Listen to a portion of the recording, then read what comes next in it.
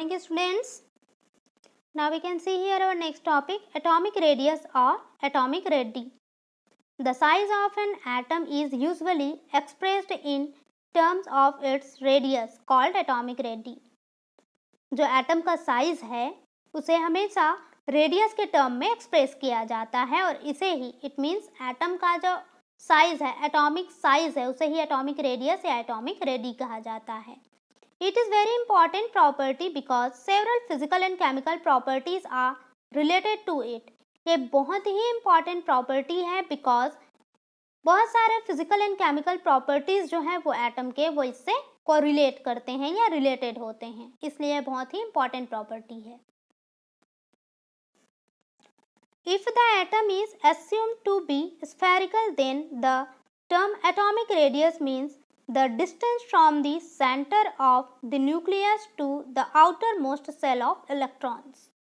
यहाँ पे बताया गया है कि अगर हम एटम का साइज सपोज स्फेरिकल एज्यूम करते हैं तब के सिचुएशन में एटॉमिक रेडियस का मीनिंग क्या होता है. तो अगर एटम का साइज सपोज स्फेरिकल है, इसका मीनिंग हुआ कि जो एटम का न्यूक्लियस है उस न्यूक्लियस से आउटर मोस्ट जो इलेक्ट्रॉन है उनके बीच का डिस्टेंस वही उसका एटॉमिक रेडियस होगा. जैसे इस तरह से स्फेरिकल शेप में है, सेंटर में न्यूक्लियस है और आउटर मोस्ट से सपोज यहाँ इलेक्ट्रॉन है, तो इस न्यूक्लियस से इलेक्ट्रॉन का जो डिस्टेंस है वही उसका एटॉमिक रेडियस होगा. इतना ही डिस्टेंस का जो क्राइटेरिया है वो उसका एटॉमिक रेडियस होगा. इट मीन्स एटॉमिक रेडियस का सिंपल टर्म है size of atom.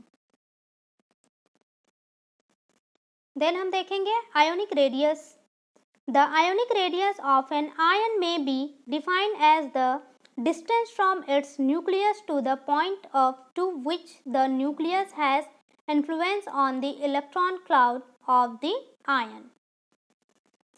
So ionic radius को यहाँ पे डिफाइन किया गया है कि जो न्यूक्लियस है, न्यूक्लियस के उस पॉइंट से न्यूक्लियस के इलेक्ट्रॉन क्लाउड जो कि आयन फॉर्मेशन के लिए इम्पॉर्टेंट होता है, तो इस तरह से न्यूक्लियस क्या करते हैं, जो इलेक्ट्रॉन्स होते हैं उनको इन्फ्लुएंस करते हैं ताकि वो आयन का फॉर्मेशन कर सके. तो न्यूक्लियस से इस इन्फ्लुएंस जो इलेक्ट्रॉन है उसके बीच का जो डिस्टेंस है वो आयोनिक रेडियस होगा. इट मीन्स आयन के फॉर्मेशन के लिए अगर हम देखें तो आयन का साइज, तो इस तरह से न्यूक्लियस से इन्फ्लुएंस्ड जो इलेक्ट्रॉन क्लाउड है आयन का, उनके बीच का जो डिस्टेंस है वही आयोनिक रेडियस होगा.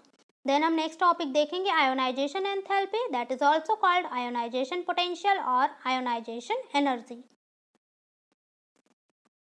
The minimum amount of energy which is needed to remove the most loosely bound electron from a neutral isolated gaseous atom in its ground state to form a gaseous cation.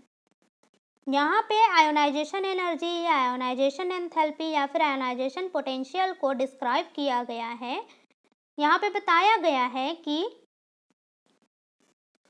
वह minimum amount में energy जो किसी neutral isolated जो gaseous atom है जो उसके ground state में present है, तो किसी यहाँ पर न्यूट्रल आइसोलेटेड गैसियस एटम के ग्राउंड स्टेट में लूजली बॉन्डेड जो इलेक्ट्रॉन्स हैं उनको रिमूव करने के लिए जो मिनिमम अमाउंट में एनर्जी की रिक्वायरमेंट होती है वही एनर्जी आयोनाइजेशन एनर्जी होती है, जिससे केटायन का फॉर्मेशन होता है.